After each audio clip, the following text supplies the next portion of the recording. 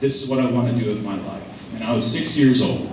I've got a little boy now who's 5 years old, who's going to be 6. We live about 10 miles away from Blue Spring, but every time I go there, I almost want to cry. You know, I see Blue Spring, and I have the vision of what it was like in the 80s. I don't feel that old.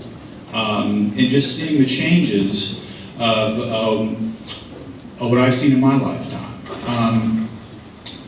And the other thing that I also, when I was a kid, I used to read the newspaper. And it's actually Kevin Spears. It's great to see Kevin here. When I was in high school, so I'm not going to date you that much, but I was really concerned about the environment. Watching areas I used to hike. East Orange County used to be rural. And so where I used to live, I used to go hiking. There were wetlands, there were sandhills, there were flatwoods. Now every time I go back there, I feel like the old man with my son. Oh yeah, you see that subdivision there? That used to be a sandhill. You see that Walmart? That used to be a wetland. And so when we talk about growth and these numbers, just seeing it is really something that it's just amazing how fast it happens. So all that we're doing here, the springs as this, these gems. Of course, people see springs and they're so beautiful, they're so amazing. I take students there. And even now in this state that they're actually degraded, they're still just extremely powerful.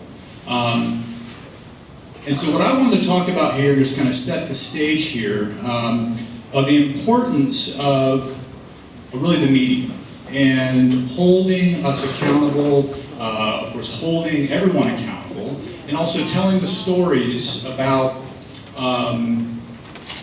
what's happening within, of course, the government, what's happening within the springs, and also how to maintain hope. And this is one of the things I really struggle with as a teacher.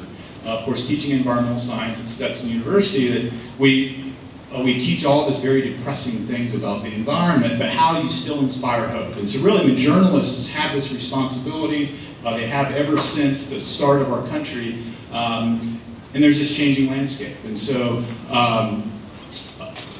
I've learned from each of these gentlemen up here.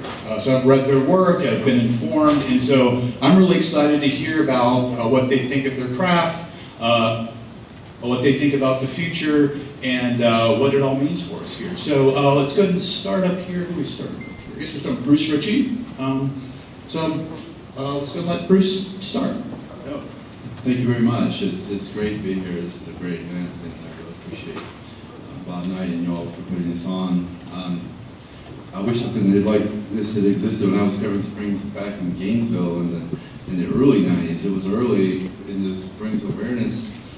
I would go out with Jim Stevenson, and we took a look at sinkholes along I-75 and places in Lake City, and talked about this being connected to Itchtucky Springs. It was so hard to believe, it was so hard to realize. And I remember John Moran being there taking some pictures. He was in the Itchtucky Head Springs. It was like December, and he comes out of the water. He's got his picture, but he's shaking. It's like Leonardo DiCaprio at the end of Titanic. And so much talk was about awareness and awareness and awareness, and now it's so much. It's really interesting to hear all the speakers and to see how it really is action, litigation, legislation. It's really moved on from awareness, and yet we still have a lot of people probably have no idea of the ground beneath them and the water beneath them.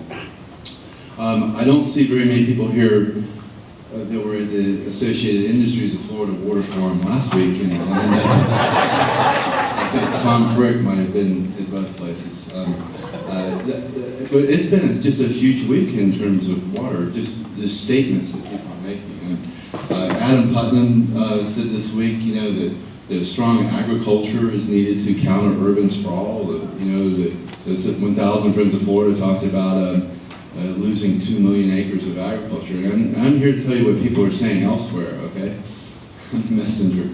At the AIF Water Forum last week, it was clearly understood that they believe that Amendment 1 money goes towards water infrastructure. They believe that's how it was written.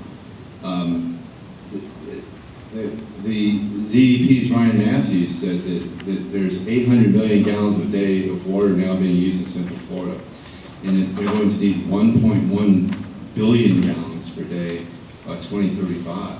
And he said that the breaking point for the water down there is 850 million gallons per day. Now that's only, so they're only 50 million gallons away by DEP's estimate. That's not by Bob Knight's estimate. I have a feeling it's a different estimate based on that 25% spring flow reduction that he talked about today. Frank Bernardino, an industry, water, kind of a water utility lobbyist, talked about that there's a $48 billion backlog in water infrastructure and restoration projects in the state, including $30 billion water and wastewater. The rest of that 18 includes Everglades and includes beach renourishment. And last week I also reported that the amendment money is going to be $3.3 billion more forecast over 20 years than was originally estimated. That's $19 billion to $22 billion.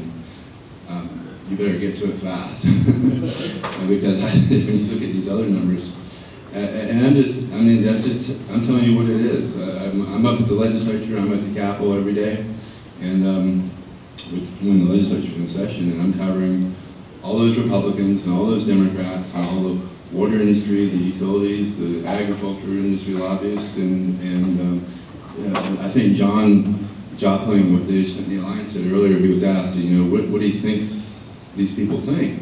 He said he doesn't care, he just wants to win. And I understand that mentality, but I do care.